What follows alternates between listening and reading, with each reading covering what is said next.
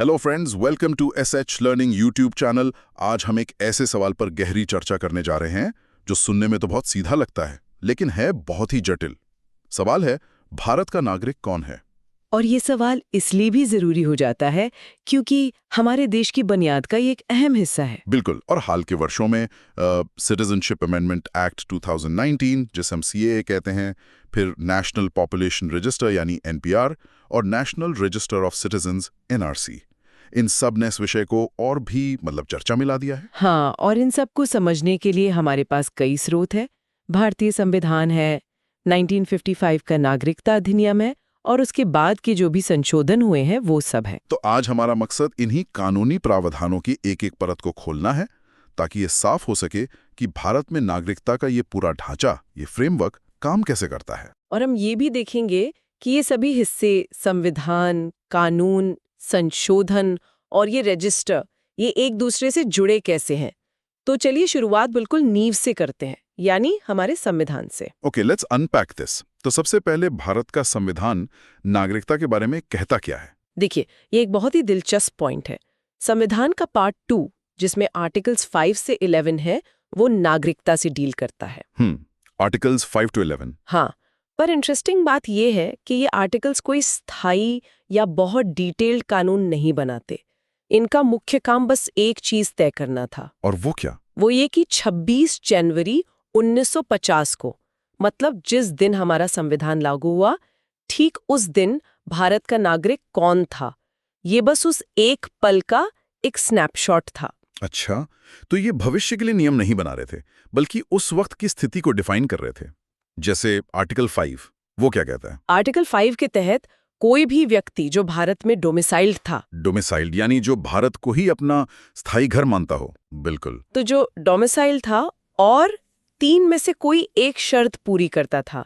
या तो उसका जन्म भारत में हुआ हो, या उसके माता पिता में से किसी एक का जन्म भारत में हुआ हो, या फिर वो संविधान लागू होने से ठीक पहले कम से कम 5 साल से भारत में रह रहा हो।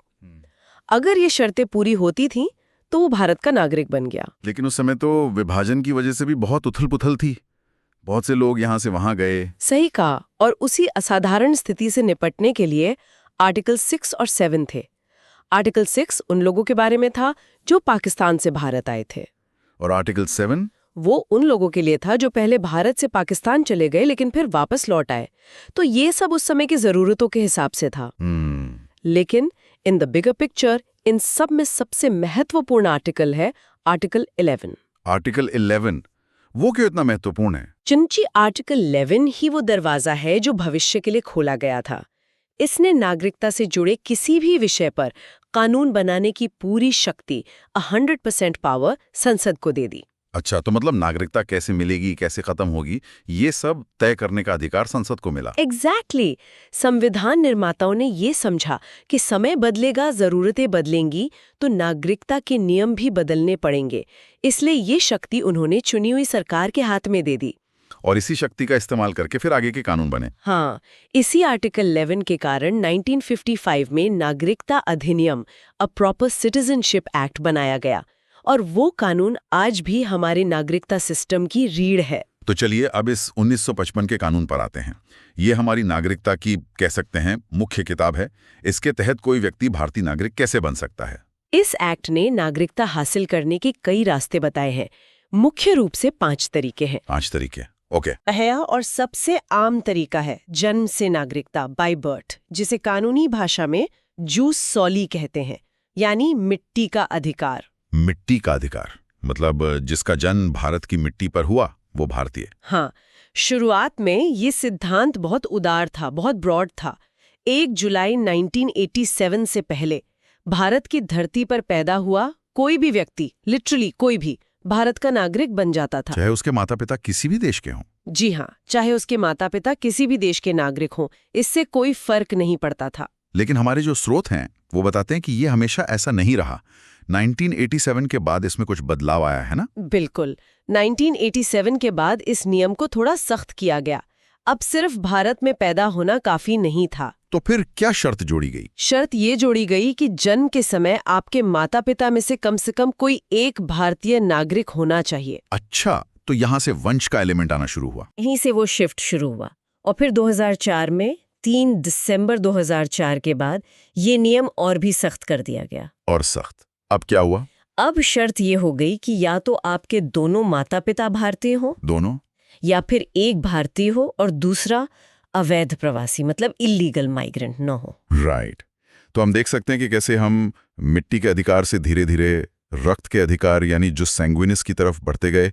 नागरिकता का आधार जमीन से हटकर वंश पर ज्यादा फोकस करने लगा। बिल्कुल सही। ये एक बहुत बड़ा वैचारिक बदलाव था जो धीरे धीरे हुआ। ये तो हुआ जन्म से नागरिकता। दूसरा रास्ता कौन सा था? दूसरा रास्ता है वंश से, बाय डिसेंट।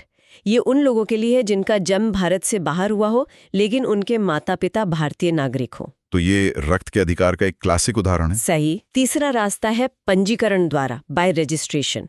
ये मुख्य रूप से भारतीय मूल के लोगों पर लागू होता है जो भारत में कुछ समय से रह रहे हों। और चौथा है प्राकृतिक रूप से नागरिकता, बाय नेचुरलाइजेशन। ये विदेशियों के लिए है। इसमें कुछ शर्तें हैं, जैसे कि आपको संविधान में बताई गई भाषाओं में से किसी एक का ज्ञान हो, आपका चरित्र अच्छा हो, और एक समय सीमा भी तो है रहने की। हाँ, और सबसे महत्वपूर्ण शर्त कि आप आवेदन करने से ठीक पहले के 12 महीनों से लगातार भारत में रह रहे हों और उन 12 महीनों से पहले के 14 सालों में से कम 11 साल भारत में रहे हों। 11 साल, ये आंकड़ा जरूरी है। ये आगे चलकर सीएए के संदर्भ में महत्वपूर्ण हो जाता है। बहुत ज्यादा महत्वपूर्ण। और पांचवा और आखिरी रास्ता, वो बहुत सीधा है। किसी क्षेत्र के भारत में शामिल होने पर, बाय इनकॉर्पोरेशन ऑफ टेरिटरी, जैसे जब गोवा, पुडुचेरी या सिक्किम भारत का हिस्सा बने तो वहां के निवासियों को सरकार ने भारतीय नागरिक घोषित कर दिया। तो ये तो हुई नागरिकता पाने की बात। लेकिन नागरिकता समाप्त भी तो हो सकती है ना? क्योंकि भारत में दोहरी नागरिकता का तो प्रावधान है नहीं। नहीं, बिल्कुल नहीं है। और कानून में नागरिकता समाप्त होने के भी 3 मुख्य तरीके बताए गए हैं। वो क्या है? पहला है रिनॉन्सिएशन, यानी स्वेच्छा से त्याग देना। कोई भी वयस्क भारतीय नागरिक अपनी नागरिकता छोड़ सकता है। दूसरा है टर्मिनेशन, यानी समाप्ति। अगर आप जानबूझकर स्वेच्छा से किसी और देश की नागरिकता ले लेते हैं तो आपकी भारतीय नागरिकता उसी पल अपने आप खत्म हो जाती है। और तीसरा है डेप्रिवेशन, यानी सरकार द्वारा वंचित किया जाना। ये कुछ खास मामलों में होता है, जैसे अगर किसी ने धोखाधड़ी से नागरिकता हासिल की हो या संविधान का अनादर किया हो या युद्ध के समय दुश्मन देश की मदद की हो। तो ये 1955 का कानून एक पूरा लाइफ साइकिल तय करता है, नागरिकता के जन्म से लेकर उसकी समाप्ति तक। अब हम कहानी के उस हिस्से पर आते हैं जिसने हाल के वर्षों में सबसे ज्यादा हेडलाइंस बनाई हैं। Citizenship amendment act 2019, CAA। ये कानून असल में करता क्या है और ये पिछले ढांचे में कहाँ फिट होता है? CAA को समझने के लिए हमें उस नेचुरलाइजेशन वाले रास्ते पर वापस जाना होगा। वो 11 साल वाली शर्त पर। जी, CAA 1955 के कानून में ही एक संशोधन है। ये कोई नया कानून नहीं है। ये उस पुराने कानून में एक बदलाव करता है। ये नागरिकता के लिए एक तरह के, कह सकते हैं, एक एक्सप्रेस लेन, एक तेज रास्ता बनाता है। एक एक्सप्रेस लेन, ये किसके लिए है? ये 3 देशों से आए लोगों के लिए है, पाकिस्तान, बांग्लादेश और अफगानिस्तान। और इन देशों से आने वाले सभी लोगों के लिए नहीं, सिर्फ 6 समुदायों के लिए, हिंदू, सिख, बौद्ध, जैन, पारसी और ईसाई। अच्छा, और एक समय सीमा भी है? हाँ, जो लोग 31 दिसंबर 2014 को या उससे पहले भारत में प्रवेश कर चुके थे, ये सिर्फ उनके लिए है। तो ये कानून उनके लिए बदलता क्या है? वो 11 साल वाली शर्त का क्या होता है? यही इसका कोर पॉइंट है। यह उनके लिए नेचुरलाइजेशन की प्रक्रिया में निवास की आवश्यकता को 11 साल से घटाकर सिर्फ 5 साल कर देता है और ये भी कहता है कि उन्हें अवैध प्रवासी नहीं माना जाएगा। तो बेसिकली ये इन विशेष समूहों के लिए नागरिकता का एक तेज रास्ता है। सही। लेकिन यही वजह है कि ये कानून इतना विवादास्पद, इतना कंट्रोवर्शियल हुआ। हमारे स्रोतों के अनुसार इसके विरोध में जो कानूनी चुनौतियां दी गईं, उनके मुख्य तर्क क्या थे? And just to be clear, हम यहाँ सिर्फ रिपोर्ट कर रहे हैं, कोई पक्ष नहीं ले रहे हैं। बिल्कुल। स्रोतों के अनुसार जो लीगल चैलेंजेस सुप्रीम कोर्ट में दायर हुए हैं, उनके 3 मुख्य आधार हैं। पहला और सबसे बड़ा तर्क ये है कि ये पहली बार है जब भारतीय नागरिकता कानून में धर्म को नागरिकता के लिए एक मानदंड के रूप में एक्सप्लिसिटली इस्तेमाल किया गया है।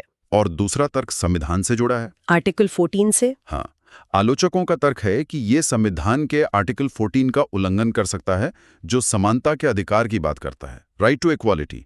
उनका पॉइंट क्या है? उनका कहना है कि 3 देशों और 6 धर्मों का ये जो क्लासिफिकेशन है, ये तर्कसंगत नहीं है और ये समानता के सिद्धांत के खिलाफ जा सकता है। और तीसरा बड़ा तर्क, सवाल उठाए गए कि इन्हीं 3 देशों से मुस्लिम समुदाय को क्यों बाहर रखा गया, या फिर दूसरे पड़ोसी देश जैसे श्रीलंका के तमिल शरणार्थी या म्यांमार के रोहिंग्या, जो वो भी प्रताड़ित है, उन्हें इसमें शामिल क्यों नहीं किया गया। और इन्हीं तर्कों के आधार पर सुप्रीम कोर्ट में लगभग 200 याचिकाएं दायर की गईं। जी हाँ, 200 से भी ज्यादा, जिनमें इसकी संवैधानिकता को चुनौती दी गई है। दूसरी तरफ सरकार का पक्ष कह रहा है, सरकार का पक्ष ये है कि ये कानून नागरिकता देने के लिए है, किसी की नागरिकता छीनने के लिए नहीं। और इसका उद्देश्य इन 3 पड़ोसी देशों में, जो इस्लामिक देश है, वहाँ धार्मिक प्रताड़ना के शिकार हुए अल्पसंख्यकों को शरण देना और उन्हें सम्मानजनक जीवन देना है। राइट। अब सीएए के साथ साथ 2 और शब्द बहुत चर्चा में रहे, एनपीआर और एनआरसी। अक्सर लोग इनके बीच के रिश्ते को लेकर बहुत कंफ्यूज रहते हैं। हमारे स्रोत इनके बारे में क्या बताते हैं? इन दोनों को समझना बहुत जरूरी है, क्योंकि इनके बीच का जो अंतर है और जो कानूनी संबंध है, वही पूरी बहस के केंद्र में है। चलिए एक एक करके देखते हैं। ठीक है, पहले एनपीआर, नेशनल पॉपुलेशन रजिस्टर।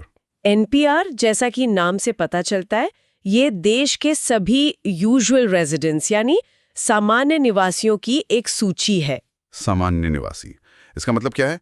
क्या इसमें सिर्फ नागरिक आते हैं? नहीं, कानून के अनुसार सामान्य निवासी वो व्यक्ति है जो किसी जगह पर पिछले 6 महीने या उससे ज्यादा समय से रह रहा हो, या अगले 6 महीने या उससे ज्यादा वहीं रहने का इरादा रखता हो। अच्छा।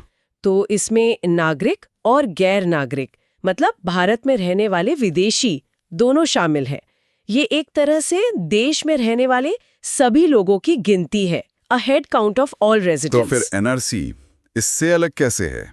National register of citizens. NRC, जैसा कि नाम में ही सिटीजन्स है, ये सिर्फ और सिर्फ भारतीय नागरिकों का एक रजिस्टर है।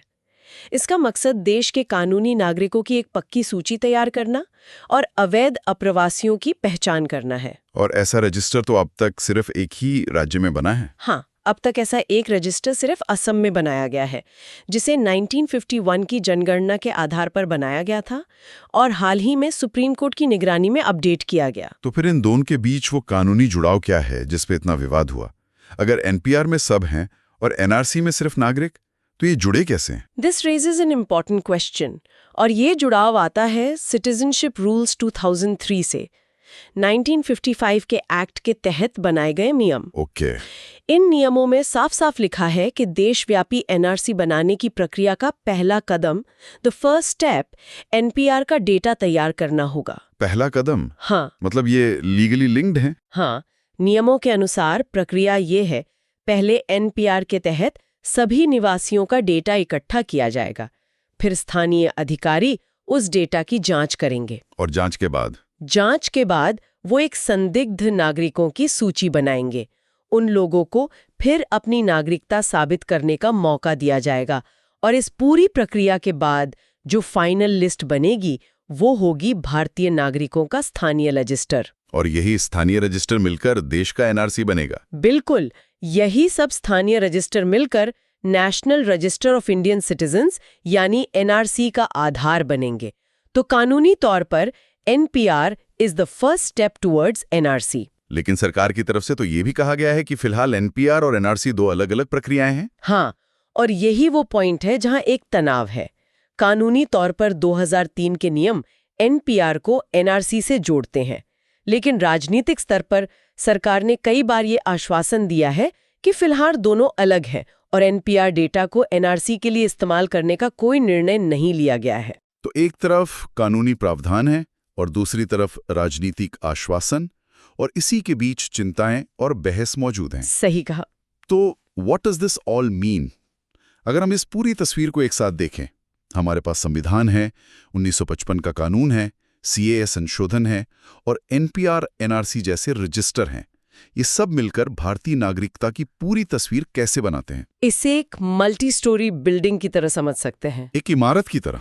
इंटरेस्टिंग। हाँ, देखिए, संविधान ने आर्टिकल्स 5 to 11 के साथ इस इमारत की नींव रखी। The foundation. ठीक है। फिर 1955 का नागरिकता अधिनियम इस इमारत का मुख्य ढांचा है। इसकी दीवारें, कमरे और आने जाने के रास्ते, मतलब जन्म से, वंश से, पंजीकरण से नागरिकता। और जो बाद में संशोधन हुए, जैसे 1987 और 2004 में, वो इस इमारत में किए गए रेनोवेशंस हैं, जहां कुछ दरवाजे छोटे कर दिए गए, कुछ पर ताले और मजबूत कर दिए गए। और सीए 2019 इस इमारत में बनाया गया एक नया विशेष एक्सप्रेस एलिवेटर है, जो कुछ खास लोगों को नागरिकता की मंजिल तक जल्दी पहुंचाता है। और एनपीआर और एनआरसी इस इमारत के सिक्योरिटी सिस्टम या कह सकते हैं रेजिडेंट डायरेक्टरी है। ये वो उपकरण है जो ये पहचानते हैं कि इस इमारत में कौन रहता है और कौन इसका लीगल ओनर यानी नागरिक है। और इनका प्रावधान भी इसी इमारत के कानूनी ब्लूप्रिंट यानी 2003 के नियमों में मौजूद है। ये बहुत अच्छी एनोलॉजी है। और इसी में ओसीआई यानी ओवरसीज सिटीजन ऑफ इंडिया जैसी श्रेणियां भी हैं जो भारतीय मूल के लोगों को कुछ अधिकार देती हैं। बिल्कुल। ओसीआई दोहरी नागरिकता नहीं है, पर ये एक तरह का विशेष अतिथि पास है। ओसीआई कार्ड धारकों को भारत में अनिश्चित काल तक रहने और काम करने की सुविधा मिलती है, लेकिन वे वोट नहीं दे सकते या संवैधानिक पद नहीं संभाल सकते। ये भारतीय डायस्पोरा के साथ संबंध बनाए रखने का एक तरीका है। तो आज हमने नागरिकता के इस जटिल विषय को समझने की कोशिश की, संविधान के मूल सिद्धांतों से लेकर 1955 के कानून, सीए के संशोधन और एनपीआर एनआरसी की व्यवस्था तक। ये एक ऐसा विषय है जो लगातार इवॉल्व हो रहा है। बिल्कुल, और ये हमें एक बहुत ही गहरे और प्रोवोकेटिव सवाल पर लाकर छोड़ता है। हमारे स्रोत ये दिखाते हैं कि भारत के नागरिकता कानून एक यात्रा पर रहे हैं। कैसी यात्रा? शुरुआत में हमारा दृष्टिकोण काफी हद तक जन्म स्थान जस सॉली पर आधारित था, एक बहुत ही व्यापक और समावेशी दृष्टिकोण। धीरे धीरे संशोधनों के माध्यम से हम वंश जस सैंग्विनस पर आधारित दृष्टिकोण की ओर बढ़े, जहां खून के रिश्ते को ज्यादा महत्व दिया गया। और अब सीएए के साथ हम कुछ हद तक धर्म और राष्ट्रीय मूल जैसे मानदंडों पर आधारित दृष्टिकोण की ओर बढ़ते दिख रहे हैं। तो भविष्य के लिए सवाल क्या खड़ा होता है? भविष्य के लिए ये एक बड़ा सवाल है कि एक वैश्वीकृत और गतिशील दुनिया में, जहां लोग सीमाओं के पार जा रहे हैं, जहां माइग्रेशन एक रियलिटी है, भारत अपने राष्ट्रीय समुदाय की सदस्यता को, अपनी नेशनल आइडेंटिटी को कैसे परिभाषित और सत्यापित करता रहेगा? क्या हम एक समावेशी जन्मस्थान आधारित मॉडल की ओर लौटेंगे या वंश और दूसरे मानदंडों पर आधारित मॉडल को और मजबूत करेंगे? एग्जैक्टली। इस सवाल का जवाब ही भारत के भविष्य के चरित्र को, उसके डेमोक्रेटिक कैरेक्टर को आकार देगा। Thank you for watching. If you like this video, please like, subscribe.